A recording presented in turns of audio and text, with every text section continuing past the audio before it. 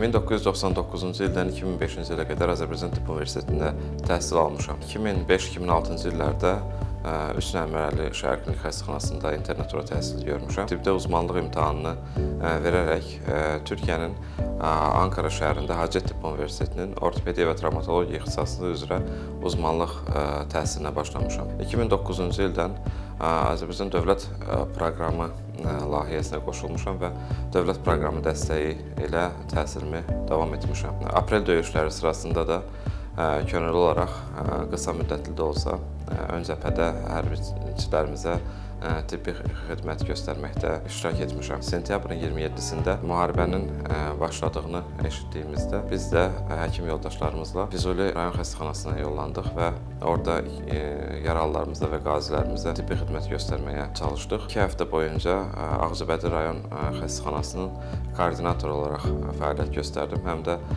ortopedik və travmatoloji problemlərin həllində aktiv iştirak etməyə başladıq. Elmi Tədqiqat Travmatologiya İnstitutunda da çox sayda bizim yaralılarımız və qazilərimiz yatırdılar. Onların müalicəsi ilə məşğul olmaq üçün Bakı şəhərinə geri qayıtdıq. Müharibənin son bir həftəsində Ağcabədi rayon xəstəxanasında keçirdik. Həm Füzuli Diaqnostika Mərkəzində, həm Ağcabədi rayon xəstəxanasında da müharibənin ilk günlərindən Bakıdan tanıdığım çox sayda Türkiyədə təhsil almış həkimlər fərqli ixtisaslardan xəstəxanaya könüllü olaraq gəldilər. Təcrübəsindən, yaşından və təhsil aldığı yerdən asılı olmayaraq hər kəs oradaydı. Emosionallıqdan biraz da uzaq idik orada. Yardım etməyə, kömək eləməyə, əməliyyat edib insanların həm həyatını, həm ətraflarını, əlini, qolunu xilas etməyə çalışırdıq. Biraz daha soyuqqanlılıq tələb edən bir vaxtlar idi. Tibb Universitetinə girdiyimiz illər də